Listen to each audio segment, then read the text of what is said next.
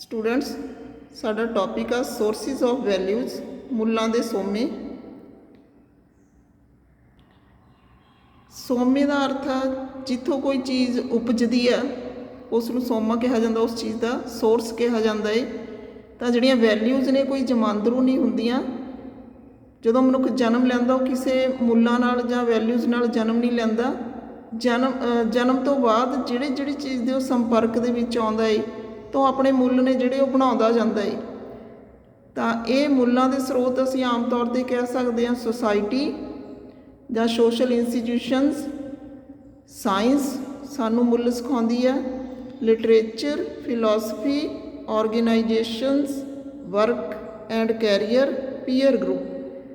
ਤਾਂ ਅਸੀਂ ਕੀ ਕਰਕੇ ਇਹਨਾਂ ਨੂੰ ਡਿਟੇਲ 'ਚ ਕਰਾਂਗੇ।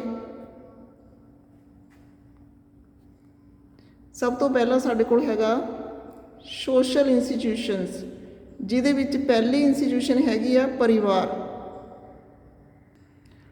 ਪਰਿਵਾਰ ਸਾਡੇ ਮੁੱਲਾਂ ਦੇ ਸੋਮੇ ਵਜੋਂ ਕਿਵੇਂ ਜਾਣਿਆ ਜਾਂਦਾ ਹੈ। ਅਸੀਂ ਕਹਾਂਗੇ ਸਾਡੇ ਜਿਹੜੇ ਮੁੱਲ ਨੇ ਉਹਨਾਂ ਦੀ ਸ਼ੁਰੂਆਤ ਇਹ ਪਰਿਵਾਰ ਤੋਂ ਹੁੰਦੀ ਆ। ਅਸੀਂ ਪਰਿਵਾਰ ਤੋਂ ਹੀ ਮੁੱਲ ਸਿੱਖਦੇ ਹਾਂ, ਮੁੱਲ ਸਿੱਖਦੇ ਵੀ ਹਾਂ ਅਤੇ ਉਹਨਾਂ ਦੀ ਪਾਲਣਾ ਕਰਨੀ ਵੀ ਸਿੱਖਦੇ ਹਾਂ। ਤਾਂ ਮੁੱਖ ਸੰਸਥਾ ਇਹ ਬੱਚਿਆਂ ਦੇ ਵਿੱਚ ਕਦਰਾਂ ਕੀਮਤਾਂ ਦਾ ਸੰਚਾਰ ਕਰਨ ਵਾਲੀ।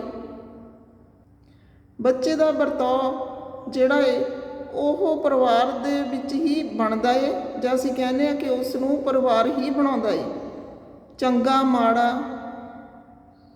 ਸਹਿਯੋਗ, ਨੀਡਰ, ਇਹ ਸਾਰੀਆਂ ਜਿਹੜੀਆਂ ਸਹਾਨੁਭੂਤੀ, ਇਹ ਸਾਰੀਆਂ ਵੈਲਿਊਜ਼ ਨੇ ਜਿਹੜੀਆਂ ਉਹ ਪਰਿਵਾਰ ਤੋਂ ਹੀ ਸਿੱਖਦਾ ਹੈ, ਵੱਡਿਆਂ ਤੋਂ ਹੀ ਸਿੱਖਦਾ, ਆਪਣੇ ਪੇਰੈਂਟਸ ਤੋਂ ਸਿੱਖਦਾ ਹੈ ਬੱਚਾ। ਨੈਕਸਟ ਹੈਗਾ ਸਕੂਲ। ਤਾਂ ਦੂਜੀ ਸੰਸਥਾ ਜਿਹੜੀ ਹੈ ਸਮਾਜਿਕ ਤੌਰ 'ਤੇ ਸਾਨੂੰ ਜਿਹੜੀਆਂ ਵੈਲਿਊਜ਼ ਸਿਖਾਉਂਦੀ ਆ ਉਹ ਸਕੂਲ ਆ। ਸਕੂਲਾਂ ਦੇ ਵਿੱਚ ਵੀ ਬਹੁਤ ਜ਼ਿਆਦਾ ਜਿਹੜੇ ਅਸੀਂ ਮੋਰਲ ਵੈਲਿਊਜ਼ ਕਹਿੰਦੇ ਹਾਂ ਕਿ ਸਿੱਖਦੇ ਹਾਂ। ਇਹ ਉਹ ਸੰਸਥਾ ਹੈ ਜਿੱਥੇ ਅਸੀਂ ਵੱਧ ਤੋਂ ਵੱਧ ਸਮਾਂ ਗੁਜ਼ਾਰਦੇ ਹਾਂ। ਇੱਥੇ ਅਸੀਂ ਨੈਤਿਕ ਮੁੱਲ, ਭੌਤਿਕ ਮੁੱਲ, ਸਮਾਜਿਕ ਮੁੱਲ, ਅਧਿਆਤਮਕ ਮੁੱਲ, ਸਾਰੇ ਤਰ੍ਹਾਂ ਦੇ ਮੁੱਲ ਨੇ ਜਿਹੜੇ ਉਹ ਸਿੱਖਦੇ ਹਾਂ।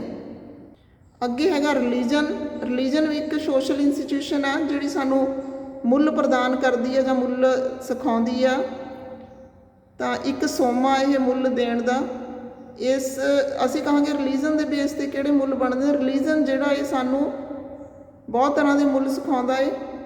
ਵੱਖ-ਵੱਖ ਧਰਮਾਂ ਵਿੱਚ ਵੱਖ-ਵੱਖ ਤਰ੍ਹਾਂ ਦੇ ਮੁੱਲਾਂ ਦਾ ਜਿਹੜਾ ਹੈ ਵਰਣਨ ਮਿਲਦਾ ਹੈ। ਜੇ ਅਸੀਂ ਗੌਰ ਨਾਲ ਦੇਖੀਏ ਤਾਂ ਸਾਰੇ ਧਰਮ ਨੇ ਜਿਹੜੇ ਉਹ ਮੁੱਲਾਂ ਦਾ ਪ੍ਰਚਾਰ ਕਰਦੇ ਨੇ ਅਤੇ ਔਰ ਸਾਰੇ ਵਧੀਆ ਮੁੱਲਾਂ ਦਾ ਪ੍ਰਚਾਰ ਕਰਦੇ ਨੇ। ਫਿਰ ਸੋਸ਼ਲ ਕਸਟਮਜ਼ ਨੇ, ਧਾਰਮਿਕ ਰੀਤੀ ਰਿਵਾਜ, ਸਮਾਜਿਕ ਰੀਤੀ ਰਿਵਾਜ। ਜਿਹੜੇ ਰੀਤੀ ਰਿਵਾਜ ਨੇ ਨਾ ਅਸੀਂ ਤਿੰਨ ਹਿੱਸਿਆਂ 'ਚ ਵੰਡਦੇ ਹਾਂ: ਪੁਰਾਤਨ ਯੁੱਗ, ਮੱਧ ਯੁੱਗ ਅਤੇ ਆਧੁਨਿਕ ਯੁੱਗ। ਤਿੰਨਾਂ ਜਿਹੜੇ ਕਾਲ ਨੇ, ਤਿੰਨਾਂ ਕਾਲਾਂ ਦੇ ਰੀਤੀ ਰਿਵਾਜ ਅੱਡ ਨੇ। ਤਾਂ ਤਿੰਨਾਂ ਕਾਲਾਂ ਦੇ ਵਿੱਚ ਹੀ ਸਾਨੂੰ ਮੁੱਲਾਂ ਦੀ ਪ੍ਰਾਪਤੀ ਹੋਈ ਆ।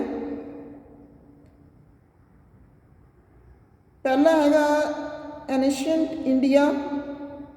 ਇਹਦੇ ਮੁੱਲ ਸੀਗੇ ਦਇਆ, ਧਾਰਮਿਕਤਾ, ਚਰਿੱਤਰ ਨਿਰਮਾਣ, ਸ਼ਖਸੀਅਤ ਦਾ ਵਿਕਾਸ, ਨਾਗਰਿਕਤਾ, ਸਮਾਜਿਕ ਕਰਤੱਵ ਬਾਰੇ ਜਾਗਰੂਕਤਾ, ਖੁਸ਼ਹਾਲੀ 'ਚ ਵਾਧਾ, ਸੱਭਿਆਚਾਰ ਦੀ ਸੁਰੱਖਿਆ ਅਤੇ ਸੰਭਾਲ ਆਦਿ। ਇਸ ਤੋਂ ਬਾਅਦ ਮੱਧ ਯੁੱਗ ਦੀ ਗੱਲ ਕਰੀਏ ਜੇ ਅਸੀਂ, ਇਸਲਾਮ ਧਰਮ ਦਾ ਪ੍ਰਚਾਰ, ਇਸਲਾਮ ਦੀ ਸਿੱਖਿਆ, ਨੈਤਿਕ ਵਿਕਾਸ, ਚਰਿੱਤਰ ਨਿਰਮਾਣ, ਸ਼ਰੀਅਤ ਦਾ ਪ੍ਰਚਾਰ ਆਦਿ। ਜੇ ਅਸੀਂ ਆਧੁਨਿਕ ਜਿਹੜਾ ਇੰਡੀਆ ਹੈ ਉਹਦੀ ਗੱਲ ਕਰੀਏ, ਉਹਦੇ ਰੀਤੀ ਰਿਵਾਜ ਨੇ ਉਤਪਾਦਨ ਵਿੱਚ ਵਾਧਾ, ਤਕਨੀਕ ਵਿੱਚ ਵਾਧਾ, ਸਮਾਜਿਕ ਅਤੇ ਰਾਸ਼ਟਰੀ ਏਕਤਾ ਦੀ ਪ੍ਰਾਪਤੀ, ਆਧੁਨਿਕੀਕਰਨ ਦੀ ਗਤੀ ਨੂੰ ਤੇਜ਼ ਕਰਨਾ, ਸਮਾਜਿਕ, ਨੈਤਿਕ ਅਤੇ ਰੂਹਾਨੀ ਮੁੱਲਾਂ ਦਾ ਵਿਕਾਸ। ਤਾਂ ਇਸ ਤਰ੍ਹਾਂ ਨਾਲ ਇਹ ਸਾਰੇ ਧਰਮ ਜੋ ਯੁੱਗ ਨੇ ਇਹਨਾਂ ਦੇ ਵਿੱਚ ਅਲੱਗ-ਅਲੱਗ ਵੈਲਿਊਜ਼ ਦਿੱਤੀਆਂ ਹੋਈਆਂ ਨੇ ਜਿਹੜੀਆਂ ਰਿਫਲੈਕਸ਼ਨ ਪਾਉਂਦੀਆਂ ਨੇ ਸਾਡੀਆਂ ਅੱਜ ਦੀਆਂ ਵੈਲਿਊਜ਼ ਦੇ ਉੱਪਰ। ਅੱਗੇ ਹੈਗਾ ਵਿਗਿਆਨ। ਵਿਗਿਆਨ ਵੀ ਮੁੱਲਾਂ ਦਾ ਮਹੱਤਵਪੂਰਨ ਸੋਮਾ ਹੈ। ਕਿਹੜੇ-ਕਿਹੜੇ ਮੁੱਲ ਨੇ ਜਿਹੜੇ ਵਿਗਿਆਨ ਰਾਹੀਂ ਆਉਂਦੇ ਨੇ ਸਾਨੂੰ। ਨੈਤਿਕ ਮੁੱਲ, ਨੈਤਿਕ ਮੁੱਲਾਂ ਦਾ ਸੋਮਾ ਹੈ ਵਿਗਿਆਨ। ਵਿਗਿਆਨ 'ਚੋਂ ਸੱਚਾਈ, ਇਮਾਨਦਾਰੀ, ਨਿਮਰਤਾ ਅਤੇ ਤਰਕਪੂਰਨ ਚਿੰਤਨ ਜਿਹੜਾ ਇਹ ਸਾਨੂੰ ਮਿਲਦਾ ਹੈ। ਇਹ ਤੋਂ ਬਾਅਦ ਅਸਥੈਟਿਕ ਵੈਲਿਊਜ਼ ਨੇ ਜਿਹੜੀਆਂ ਉਹ ਵੀ ਸਾਇੰਸ ਤੋਂ ਪ੍ਰਾਪਤ ਹੁੰਦੀਆਂ ਨੇ। ਜੇ ਅਸੀਂ ਕਹੀਏ ਟਰੂਥ ਇਜ਼ ਬਿਊਟੀ, ਤਾਂ ਇਹਦੇ ਵਿੱਚ ਵਿਗਿਆਨਕ ਬੁੱਧੀ ਅਤੇ ਸੱਚ ਇਹਦੇ ਰਾਹੀਂ ਹੀ ਅਸੀਂ ਸੁੰਦਰਤਾ ਤੱਕ ਪਹੁੰਚ ਸਕਦੇ ਹਾਂ। ਫਿਰ ਹੈ ਸੋਰਸ ਆਫ ਕਲਚਰਲ ਵੈਲਿਊਜ਼।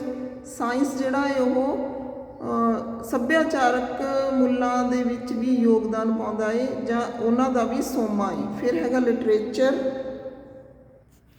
ਸਾਹਿਤ ਤੇ ਵੈਲਿਊਜ਼ ਦਾ ਆਪਣਾ ਡੂੰਘਾ ਸੰਬੰਧ ਹੈ। ਸਮੇਂ-ਸਮੇਂ ਦੇ ਸਾਹਿਤ ਨੇ ਮੁੱਲਾਂ ਨੂੰ ਪ੍ਰਭਾਵਿਤ ਕੀਤਾ ਹੈ ਤੇ ਮੁੱਲ ਨੇ ਜਿਹੜੇ ਉਹ ਲਿਟਰੇਚਰ ਚੋਂ ਨਿਕਲ ਕੇ ਆਉਂਦੇ ਨੇ। ਅਸੀਂ ਕਹਾਣੀ, ਨਾਵਲ, ਇਕਾਂਕੀਆਂ, ਜੋ ਵੀ ਸਾਡੀਆਂ ਰਚਨਾਵਾਂ ਹੁੰਦੀਆਂ ਨੇ ਉਹਨਾਂ ਦੇ ਵਿੱਚ ਅਸੀਂ ਮੁੱਲ ਸਿੱਖਦੇ ਹਾਂ, ਤਾਂ ਸਾਡਾ ਲਿਟਰੇਚਰ ਆ ਜਿਹੜਾ ਸਾਡੇ ਮੁੱਲਾਂ ਦਾ ਸੋਮਾ ਹੈ। ਅੱਗੇ ਹੈਗਾ ਫਿਲਾਸਫੀ, ਦਰਸ਼ਨ। ਜਿਸ ਤਰ੍ਹਾਂ ਦੀ ਫਿਲਾਸਫੀ ਚੱਲਦੀ ਹੈ ਸਮਾਜ ਦੇ ਵਿੱਚ ਉਸੇ ਤਰ੍ਹਾਂ ਦੇ ਮੁੱਲ ਬਣ ਜਾਂਦੇ ਨੇ।